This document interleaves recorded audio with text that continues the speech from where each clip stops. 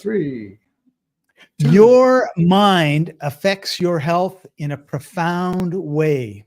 Early trauma impacts your body on a deep level, and many illnesses start in the emotional, mental, spiritual realm and move into the physical. And your body goes where your mind goes. And when your mind is in dark places, your body gets sick.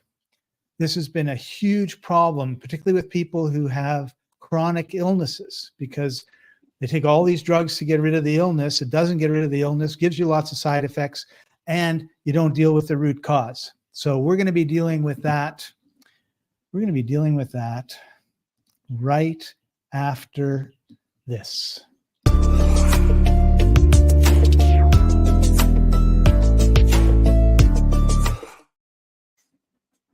Welcome, everybody. This is the Life Enthusiast online radio and TV network, restoring vitality to you and the planet. I am host Scott Patton, and joining us as usual is Life Enthusiast health coach Martin Patella. Hey, Martin, how are you doing today?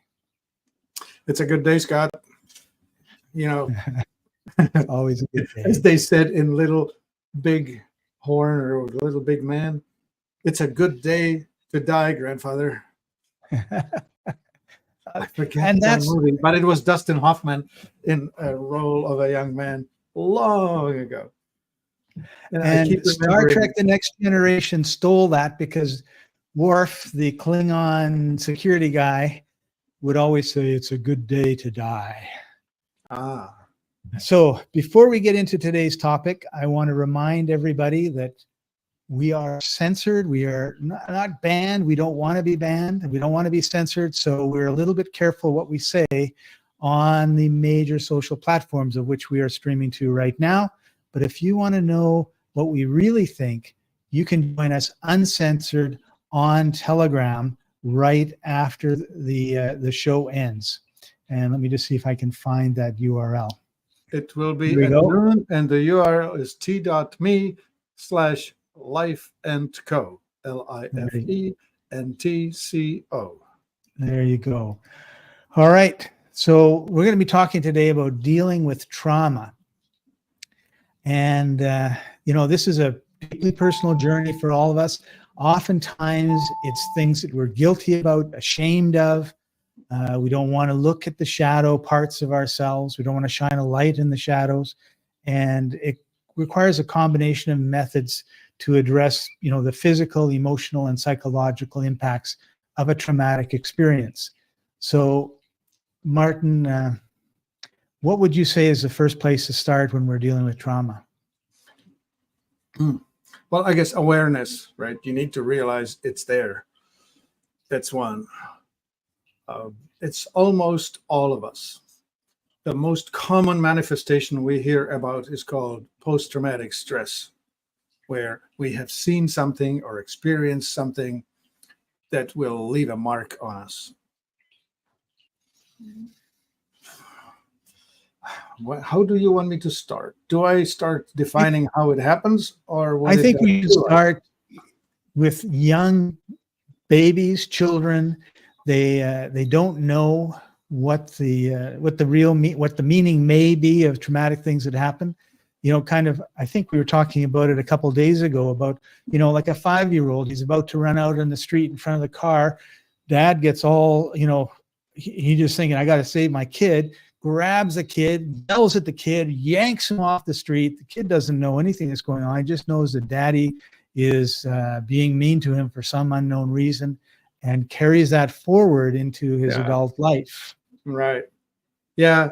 A different example that really sticks with me is the famous lollipop story, where this 31-year-old woman is sabotaging her career she's living an interesting life. She's a high-powered IT worker, and she's really doing well.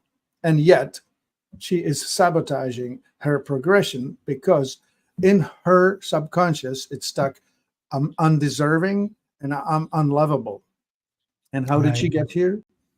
She, as a 3-year-old, was having dinner with her sister and her mom, and mom says, Yes, you can have the lollipop as soon as you finish your dinner, just like your sister already did. The sister is already eating the lollipop, and our protagonist is not.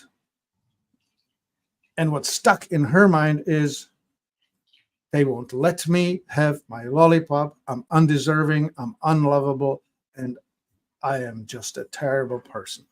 And that's how she goes. And the mother is the most loving person who's trying to care for her daughter and feed her well, Right. preserve her long-term benefit. And look what it brought us. So every one of us has mommy issues, daddy issues, brother issues, sister issues, sibling, oh, I've said that, Cousins, uncles, aunts, name it. friends, Yeah, teachers. classmates, school, work, it just piles on. What's interesting is this: until we are 6 years old, we have no filters. There's no gate at the consciousness entry point. So until you're 6, it's almost like you're hypnotized. You are accepting suggestions directly into your subconscious without a filter. Right. And there's not much of a filter until you get into your teens and a little bit later, probably.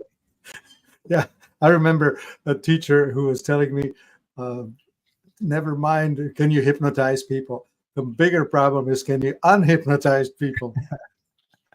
Right. And this is an area that most people don't, unless it's a crisis, an emotional, mental crisis, they don't deal with. I mean, we have lots of people going to psychiatrists and psychologists, taking drugs for all that sort of thing, and, being psychoanalyzed. But, a lot of people, unless they absolutely have to, they don't want to do this. And I remember after my divorce, I spent about 5 years going to personal development courses. And most of them were of the kind of like, whoa, like they were almost traumatic in and of themselves, right? But they were ways for us to be able to see ourselves. And then, like you said, awareness. Once you're starting to be aware of certain things, you can change it. Until you don't, you can't. But one of the reasons I think most people don't like doing this personal development work is because many places, like I'll just name drop Landmark, they're very tough. They're very hard. And that's the way I thought it was. And as I was thinking about today, I remembered a course I took in Sedona called the Sedona Method. And so here I am, I go into this retreat and I am just ready to, I don't know what's going to come out, but I'm expecting bawling and sniveling and crying and anguish and all the rest of it. And they start the process. And the process is very simple. You just ask a question and then another question and your partner answers. And so we're getting ready to start. And of course, the people who are experienced have already sat down on the floor facing each other and started, and they're all laughing. And I was totally freaked out because, I'm waiting for fainting and crying and banging of heads. And there's like 30 people in this room, and already 10 of them are just howling with laughter. Because, and its whole thing was, I think, about, is this really significant? Like, could you just let go of it? Actually, what it is whatever's bothering you, I don't need to know what it is, but could you let it go just for like a couple seconds? And the person's thinking about this terrible thing, and then they let it go. And then all this laughter and the joy comes in when they, when you let it go. And it just spirals, right? Like, what do you mean let it? First of all, what do you mean let it go, right? I'm hanging on to this thing for 50 years. I'm not letting it go now. So the reason I say that is some of these courses can be joyful, and that's the whole purpose. Is to let me try and explain something here. The conscious mind, the frontal lobe, language, and all of that, we control that. We have volitional control over it. However, the subconscious stuff is not accessible. So talking therapy, psychoanalysis is useless. You are reliving the same stuff. You're wallowing in your crap over and over and over. You're reliving it. Now, here's something about human memory. When you are recalling something, you're actually not replaying it like from a DVD. It's not like a computer file that you'll play back and it will be there the same when you play it again. It's not like that. It's read and write. So every time you're reliving a memory, you're actually redepositing it. So depending on what mood you are in when you're reliving this thing, it will affect it. And here's where methods such as, for example, neuro-linguistic programming, and thank you, George, for bringing it up, comes to fore. For the neuro-linguistic programming is based on the following. We have memories. They can be happy memories. They could be ugly memories. They could be triggering events. The point is this. Your body is always seeking a balance in the positive. So you can create an anchor. An anchor is a signal for the memory to be replayed. So we'll come up with a horrible memory.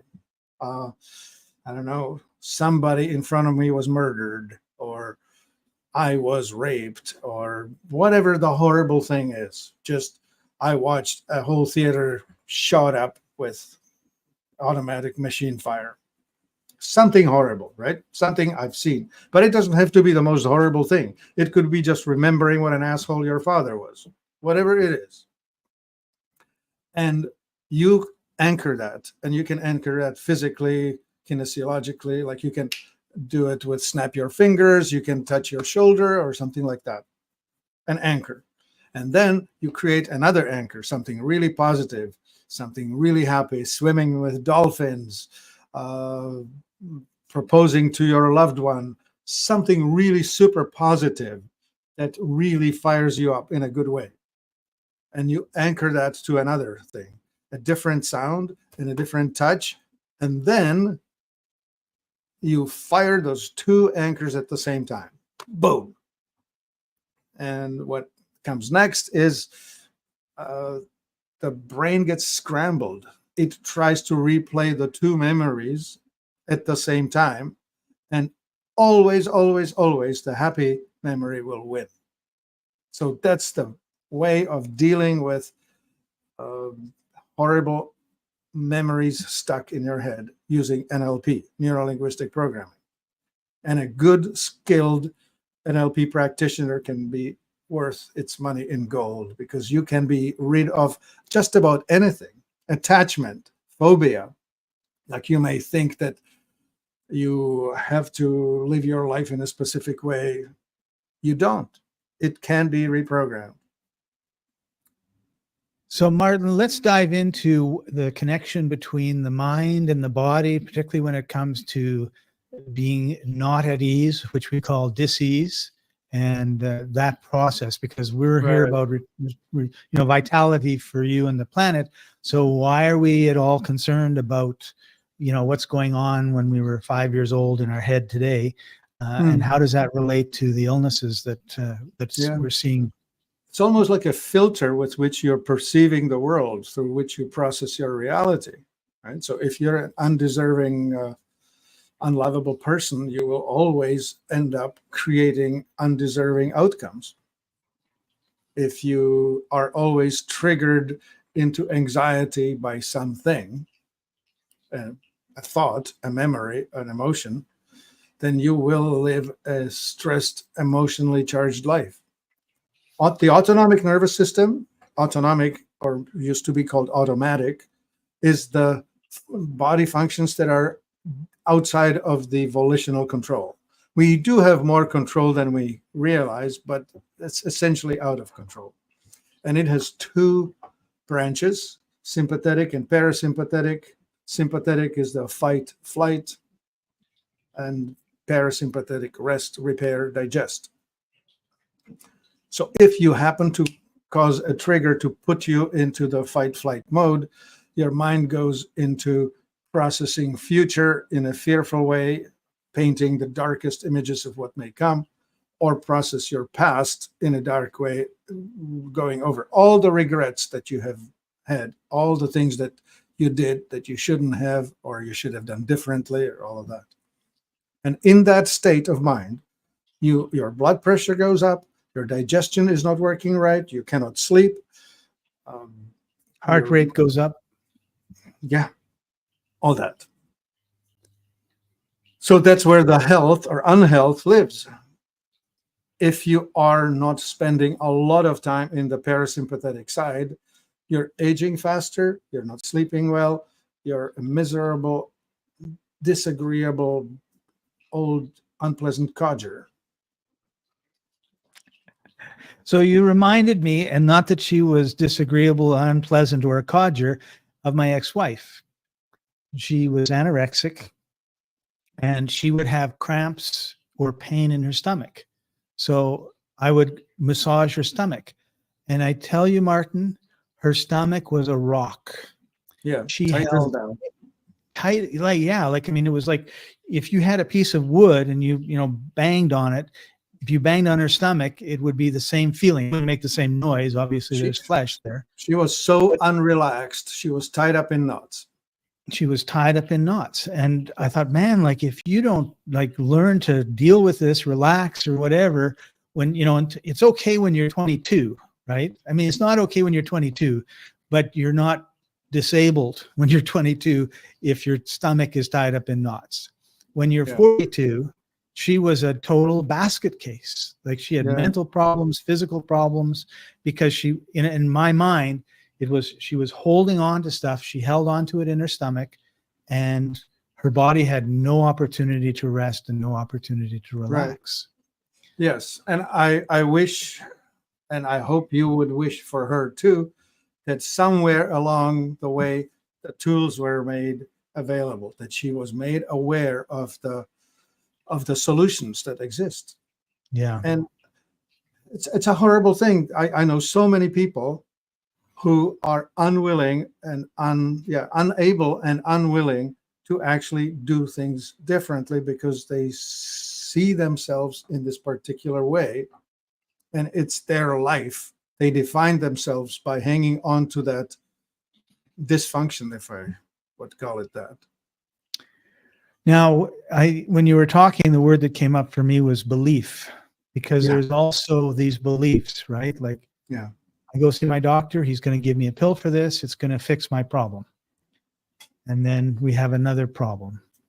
Right. And so if you have anxiety, you can take anti-anxiety drugs, but that does not actually solve your anxiety. It only solves the connection between your anxiety and your brain. So you're actually disconnecting from the input, but the input continues to play. Right. It's the old put a gum over the engine light that tells you need to go take your engine to the mechanic, right? Yeah. The ostrich method of dealing with a problem. Stick your head in the sand. If you're not seeing it, it does not exist. Right. And so I don't know why my ex-wife is front and center on this particular episode, but like I said, she was holding on to everything. She was anorexic, and growing up, her mom and her had huge fights over her not eating ice cream. Okay. Yeah. Most people are the opposite, but she wouldn't eat anything that was sugary or sweet or fatty or all that stuff. So her mom became basically brain dead. Not brain dead, that's wrong. Like a zombie. She tried to commit suicide. She went to the hospital. They gave her some drugs. She was basically not there. Yeah. And of course, it was because she felt so much guilt. She was also hanging on to everything. And a big part of it was the guilt because her daughter was anorexic and not well, blah, blah, blah. So I worked in a grocery store. I came home one night, and for some reason, it wasn't like usual, but this night I brought home a Black Forest cake, which of course my ex-wife would normally never eat, but she's now married to me in an environment where I'm supporting her, and we're talking about all this stuff. And so we have our dinner, and she says, oh, by the way, mom and dad are coming by. So I said, no problem. And I brought out dessert right when the doorbell rang. So she's got the dessert in front of her.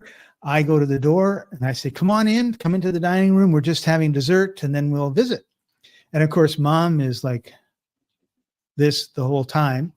And she sits down and dad sits down, and she just stares at this Black Forest cake. Like, she just cannot believe her eyes. Like, it penetrated the fog. right? And the guilt and the shame and all the rest of it. And we had a nice visit and they left. Well, a week later, she was off all of her medication. She had a part-time job at Eaton's, which is a department store in Canada, and she was fine for the rest of her life. And I think she's still living. So, but there was this huge belief and holding on to things. When she saw that her daughter was fine, the whole thing just disappeared, and she was mentally fine. She was always physically okay, but she was definitely mentally just a big change. Amazing. Okay, so for our audience, I personally believe that about 80% of any problem that's represented itself in the physical form is in fact caused by something that's in the invisible, in the emotional realm. You hear us talking about, you have a physical body, you have an emotional body, you have a mental body, and you have a spiritual body. These are layers of vibrational existence that is very real. It's just not physically manifesting in a way that we could measure, but it penetrates and manifests itself into the world through our being, through our actions. And so your spiritual belief will give you the orientation in the world. Your mental, your thoughts your persistent thoughts will form emotions, which will form behaviors and habits. So watch this, right? If you have a distorted emotional field, you will end up projecting a distorted physical existence. So I can easily sell you a supplement that will compensate for the particular deficit or the hole, but be aware. Yeah, there's a beautiful quote that just came through. George again. George, thank you for participating with us here. It's coming from the subconscious. That's the driver. You know, yeah, 80% emotional. Agreed. Yeah. Thanks, George. Yeah. You know, when a guy like me gets into the cab that's being driven by a cab driver, I am telling the cab driver where I want to go. But who told me where I need to be? Those are the layers of our existence.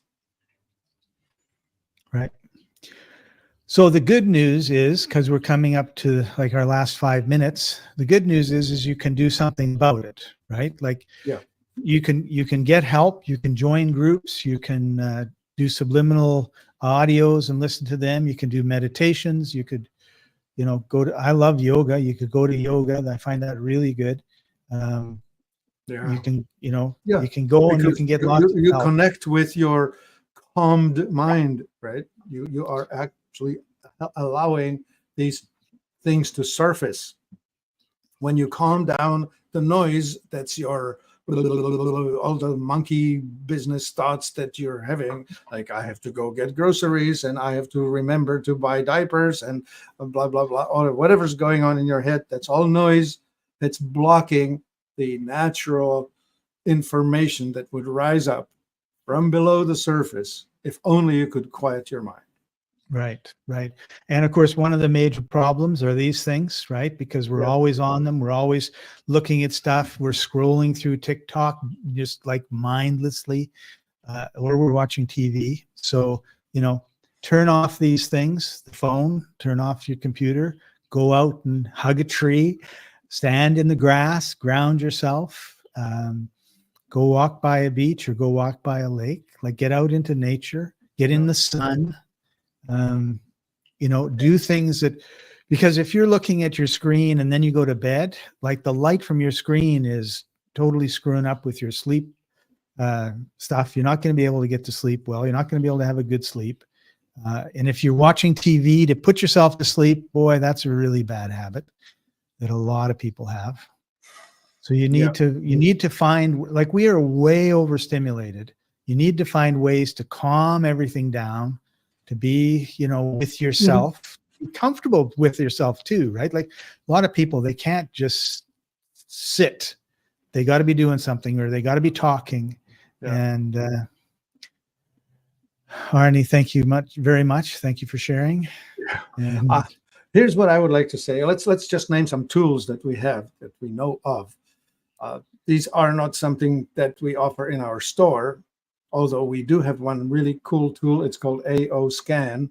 This AO Scan is a method by which we can actually scan your electromagnetic existence, your being, and tell you what's going on in your body and affect you, or send you programs that could help you reset. But more than anything, we know that, well, we already talked about neuro-linguistic programming. That's an awesome method. Emotion code works rather well. EFT, emotional freedom technique, is tapping. But you should have a skilled person working with you, because you need to be able to do the languaging of healing the onion. Not only that, Martin, I said at the beginning, people don't like to look at the shadows. They don't like to shine a light on the shadow because there's too much guilt, too much shame, too much pain. And you and I both know an expert EFT therapist, and she did a session with me once. And it was kind of like we're going along. And then she found a route and she wanted to go down. I'm like, no, that's fine. We don't need to go there. We just keep going. This is good. Don't, no. And she stopped and she went on this tangent and released this massive root of emotional gunk. Yeah. And I was never the same afterwards, but happier. And, you know, but that's why you need people to help you and support you in this, because we will, like 99% of us will go to the gym and we'll lift a 10-pound weight when we should be lifting a 30-pound weight, right? Like we will take the easy way out and we'll do 4 reps instead of 10 reps. So you need a coach. You need someone to work with you on these things. It's so important. Yeah. Body and talk. Kevin says, I try to wear blue light blockers, glasses after the AM, and get outside many times a day. Thank you, Kevin. Good. Yeah, of course. Yeah, blue light. if you really want to get into it, pursue that. Go chase blue light and just what all it does to us consciously and subconsciously, unconsciously. It's a big hole. Right. And not good. Body talk, quantum healing, emotion code, EFT, touch for health, educational kinesiology. All of these are methods by which you can reach into the subconscious without actually having to understand the minutia of the content in there. All you have to do is release it. Sometimes you may go for a massage and just a body part gets massaged and something gets released. And next thing you know, you're crying without knowing why. Some buried piece of emotional information just got triggered. Yeah, we store everything in our bodies. Like, yeah, I think that's our subconscious mind is our body, right? Yeah, that's right. Yeah, so tight shoulders, tight hips, tight this, whatever. Those are all holding on, blocking, tight. That's going full circle back to that belly of that lovely wife of yours. Yeah. So we're coming to the end of our time together, but before we do, Martin is a health coach. He is awesome. And if you go to life-enthusiast.com/shop/life-enthusiast/health-coach.